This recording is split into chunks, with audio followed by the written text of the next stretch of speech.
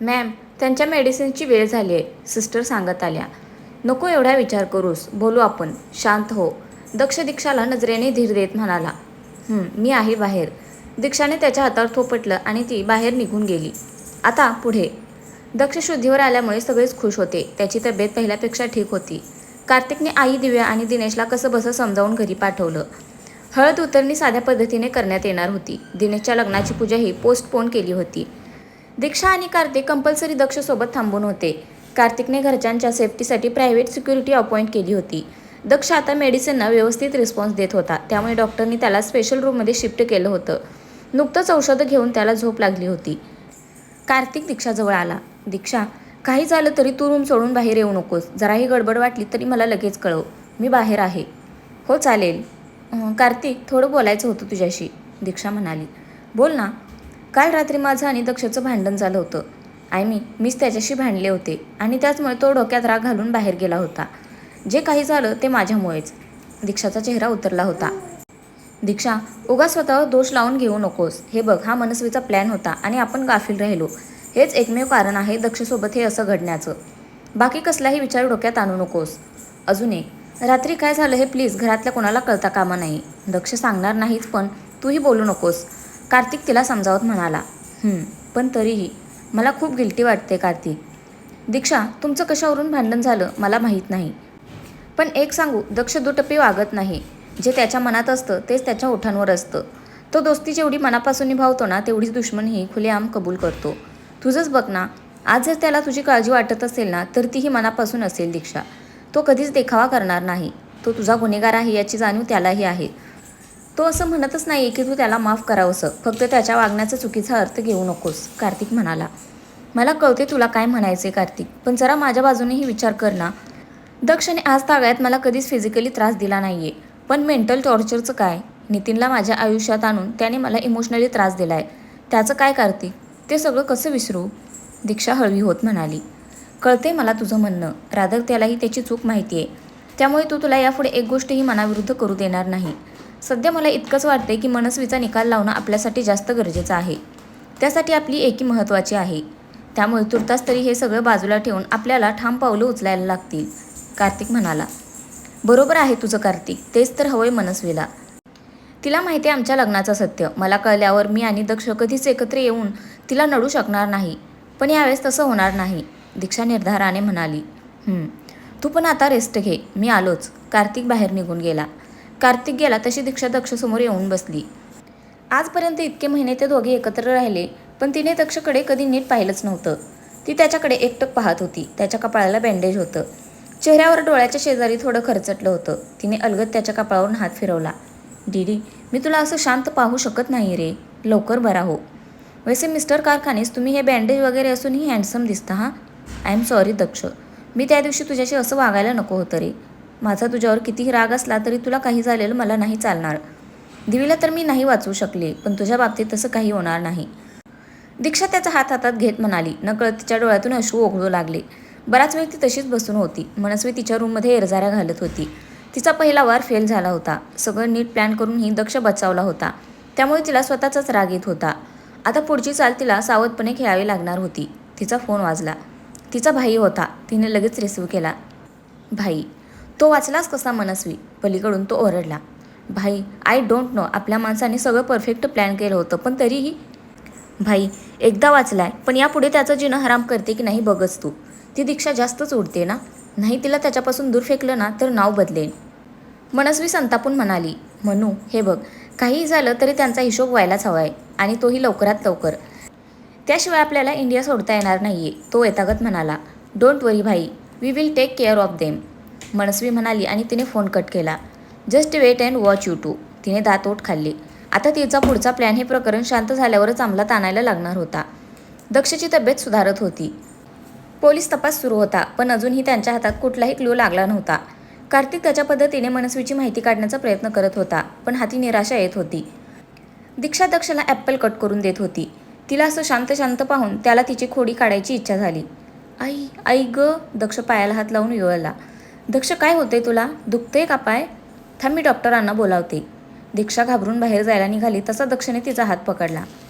दक्ष, अरे त्रास होतोय ना तुला, मग बोलवू दे ना डॉक्टरना, दीक्षा हायपर होत म्हणाली.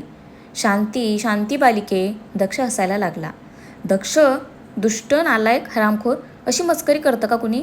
दीक्षाने त्याच्या दंडावर फटका मारला. आई आई ग, दीक्षा, या आजारी माणसांना असं मारतात का? शूर्पणखा कुठली? दक्ष कळवळत म्हणाला. मला शूर्पणखा म्हणतोस? मला?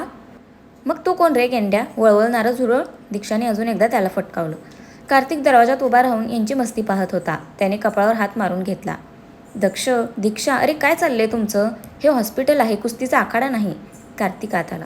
बरं झालं कार्तिक तू आलास. मी अशा डोक्यावर पडलेल्या माणसाला बिलकुल सांभाळणार नाही. जरा म्हणून कदर नाही याला माणसांची. मी जाते बाहेर चहा प्यायला. घे तुझा ॲप्पल. दीक्षाने प्लेट दक्षाच्या समोर आपटली आणि पाय आपटत बाहेर निघून गेली. ती गेली तसं दक्ष हसायला लागला. दक्ष, अरे काय चाललंय तुमचं, का छळतोस तू तिला? कार्तिक म्हणाला. काही नाही रे, असंच. ॲक्च्युली माझा ॲक्सिडेंट झाला तेव्हापासून ती अशी चेहरा पाडून आहे. मला माहिती आहे या सगळ्याचा दोष ती स्वतःला देते. तिला हसवण्यासाठी म्हणून ही मस्करी, बस, बाकी काही नाही. दक्ष हसत म्हणाला. कठीण आहे तुम्हा दोघांचं. बरं, डॉक्टर आज संध्याकाळी तुला डिस्चार्ज देणार आहेत. काही वेळापूर्वीच आमचं बोलणं झाले. Thank God. मी असं नुसतं बसून जाम कंटाळलोय. बरं चल, मी फॉर्मॅलिटीज सुरू करतो. कार्तिक बाहेर निघून गेला. दक्ष डोळे मिटून विचारात हरवला होता. डोळ्यांसमोर दीक्षाचा चेहरा येत होता. Sorry Dishu, really sorry. खूप सतावतो ना मी तुला. पण काय करू, तू समोर आलीस की मला माझ्या भावनांना आवर घालणं कठीण होऊन जातं. मन तुझ्याकडे ओढ घेतं आणि मग माझा स्वतःवर ताबा राहत नाही. पण मी प्रयत्न करेन तुझ्यापासून दूर राहायचा. दक्ष मनातल्या मनात विचार करत होता. त्याच्या मनातले भाव त्याच्या चेहऱ्यावर उमटत होते. दीक्षा लांबून त्याला न्याहाळत होती. नक्की कसला विचार करतोयस दक्ष? तुझ्या चेहऱ्यावर उमटणारी वेदना त्रास देते मला. खरं तर तुला त्रासात पाहून मला आनंद व्हायला पाहिजे होता. तू मला जो त्रास, जी अवहेलना दिलीस त्याच्यासमोर हे खूप कमी आहे. तरी पण तुला त्रासात पाहून मला त्रास होतो. कदाचित सहवासामुळे होत असेल हे. दीक्षाही विचारात हरवून गेली. त्याच नादात ती कधी दक्ष समोर येऊन बसली तिला कळलंच नाही. अशी एकटक पाहू नकोस, नाहीतर माझ्या प्रेमात पडशील. दक्ष गालातल्या गालात हसत म्हणाला. वाट बघ, एवढे वाईट दिवस आले नाहीत माझ्यावर. एकदा का मनस्वी सापडली आणि हा चॅप्टर क्लोज झाला की मी मोकळी. एखादा छानसा, हँडसम, प्रेमळ असा मुलगा शोधून मी लग्न करणार. दीक्षा स्वप्नरंजन करत म्हणाली. खरं तर ती मस्करीत म्हणाली होती, पण तिचं बोलणं ऐकून दक्षच्या हृदयातून हलकीशी कळ आली. दीक्षापासून दूर राहण्याची कल्पनाही त्याला सहन होत नव्हती. त्याचे डोळे पाणावले. हे कुठे हरवलास? सदम्यात वगैरे गेलास की काय? दीक्षा हसत म्हणाली. तसा तो भानावर आला. नाही, मी विचार करतोय. कोण तो अभागी जीव असेल त्याच्या आयुष्यात वाटोळं होणार आहे तुझ्याशी लग्न करून. दक्ष खोटं खोटं हसत म्हणाला. हे तर मी म्हणायला हवे. कोणती बिचारी गरीब मुलगी असेल की तुझ्यासोबत लग्न करेल? कुऱ्हाडीवर पाय मारल्यासारखंच झालं ते. दीक्षाही हसली. माझं लग्न तर ऑलरेडी झाले आणि दुसरं लग्न करण्यात मला काडीचाही इंटरेस्ट नाही आहे. सो वाचली बिचारी ती, दक्ष हसत म्हणाला. पण त्याच्या बोलण्याने ती बावरली. त्याच्या नजरेतले भाव पाहून तिचा चेहरा उतरला. दोघांमध्ये एक विचित्र शांतता पसरली. दीक्षा, कार्तिक आत आला. त्याच्या आवाजाने दक्षने सुटकेचा श्वास घेतला आणि डोळे मिटून घेतले. हां बोल ना, दीक्षा मागे वळत म्हणाली. मी बिल सेटल करतो, तू बाकीचं आवरून घे. मावशी म्हणत होती मी येते, पण मीच नाही म्हणालो. उद्या घरी पूजा पण ठेवली आहे, त्याची तयारीही करायची गेल्यावर, कार्तिक म्हणाला. बरं झालं आई नाही आल्या ते. तसं या आगाऊ माणसामुळे दिनेश दादांच्या लग्नाची पूजा पोस्टपोन करावी लागली आहे. चक्रम कुठला? दीक्षा तोंड वेंगाडत म्हणाली. मी काय मुद्दामून ॲक्सिडेंट करून घेतला का? काही झालं की माझ्यावर ढकलते, दक्ष कपाळावर आठ्या घालत म्हणाला. कार्तिक, सॉरी यार, आता आमची ट्रिप पण कॅन्सल ना? दादाने किती उत्साहात प्लॅन केलं होतं. दक्षला वाईट वाटत होतं. बिलकुल नाही दक्ष, दिनेश आणि निवेदिताच्या फर्स्ट नाईटचं सरप्राईज प्लॅन केले. त्यानंतर 2 दिवसांनी सगळे गावाला जायला निघायचं आहे. त्यासाठी बसही अरेंज केली आहे. गावी ही कल्पना देऊन ठेवली आहे. सगळा प्लॅन रेडी आहे, कार्तिक हसून म्हणाला. Kartik, you are a genius. Diksha खुश झाली. दीक्षा डार्लिंग, अनफॉर्च्युनेटली हे सर्व प्लॅनिंग मी केले, सो या सगळ्याचं क्रेडिट मला जातं, ओके? दक्ष मिश्किल हसत म्हणाला. असू देत, उगाच जास्त ओढण्याचं कारण नाही, दीक्षा तोंड वाकडं करत म्हणाली. कधीतरी माणसाने समोरच्याची तारीफ करावी. पाहावं तेव्हा तोंड वाकडंच, दक्षने नाक उडवलं. झालं तुम्हा दोघांचं? यार किती भांडता तुम्ही, कंटाळा येत नाही का तुम्हाला? हिला आणि भांडणाचा कंटाळा. दक्ष, शांत रहा दोघे, एकदम चूप. मी सगळं आवरून येईपर्यंत तुम्ही दोघे शांत बसणार आहात, समजलं? आलोच मी. कार्तिक फॉर्मॅलिटीज कंप्लीट करायला निघून गेला. सगळं आवरून दक्षला डिस्चार्ज मिळेपर्यंत संध्याकाळ झाली होती. कार्तिक आणि दीक्षा दक्षला घेऊन घरी जायला निघाली. कार्तिकला आता कुठलीच रिस्क घ्यायची नव्हती, त्यामुळे त्याने सिक्युरिटी सोबतच ठेवली होती. थोड्याच वेळात तिघे घरी पोचले. गाडीचा आवाज आला तशी दिव्या ओवाळणीचं ताट घेऊन बाहेर आली. तिने त्याचं औक्षण केलं आणि त्याला आत घेतलं. कसा आहेस राजा? अनुराधा डोळ्यात पाणी आणून म्हणाल्या. मी ठीक आहे आई, तू रडू नकोस ना. दक्षने त्यांना जवळ घेतलं. काकी, दक्षला आता आराम करू देत. दीक्षा, तू फक्त आणि फक्त दक्षकडे लक्ष दे. बाकी गोष्टींसाठी आम्ही आहोत, दिनेश म्हणाला. दिनेश बरोबर बोलतोय दीक्षा. त्याला आत घेऊन जा, तुमच्यासाठी चहा कॉफी पाठवून देते, निवेदिता म्हणाली. हो दीदी. दीक्षा दक्षला घेऊन त्यांच्या रूममध्ये निघून गेली. आपल्या घरी आल्यावर दक्षला रिलॅक्स वाटत होतं. तो हळूहळू बेडवर आडवा झाला. जखमा अजूनही जराशा दुखत होत्या. पाय आणि डोकंही मध्ये मध्ये त्रास देत होतं. निवेदिता स्वतः दोघांसाठी कॉफी आणि खायला घेऊन आली. दक्ष, बरं वाटतंय का? तिने विचारलं. हो दीदी, आणि सॉरी ग, माझ्यामुळे तुमचे सगळे प्लॅन फिसकटले, दक्ष मान खाली घालत म्हणाला. दक्ष, वेडा आहेस का तू? या सगळ्यापेक्षा तू महत्त्वाचा आहेस आम्हाला, निवेदिता त्याला ओरडत म्हणाली. आता व्यवस्थित खाऊन आराम कर, आपण नंतर बोलू. दीक्षा, तूही इथेच थांबून राहा. हो दीदी, आय मीन वहिनी, दीक्षा हलकं हसत म्हणाली. दोघांशी बोलून निवेदिता खाली निघून गेली. दक्षही झोपायचा प्रयत्न करत होता.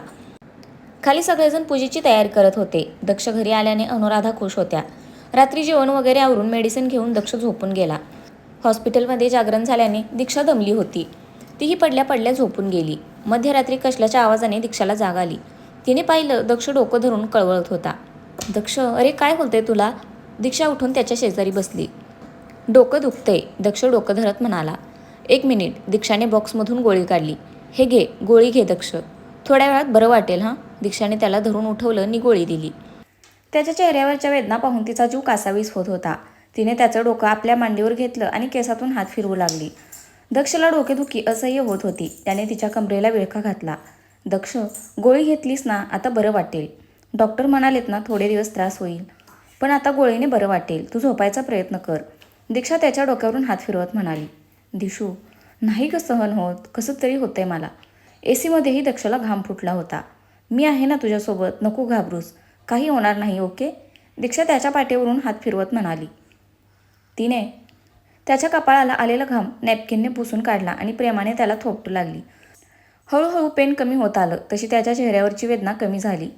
तो तिच्या मांडीवर झोपून गेला. दीक्षाची झोप मात्र पळून गेली होती. जरा वेळाने तिने दक्षला नीट झोपवलं आणि त्याच्याकडे पाहतच राहिली. शेवटी पहाटे कधीतरी तिला झोप लागली. सकाळी पूजेची लगबग सुरू होती. दारावर नॉक झालं. दीक्षा झोपेत होती.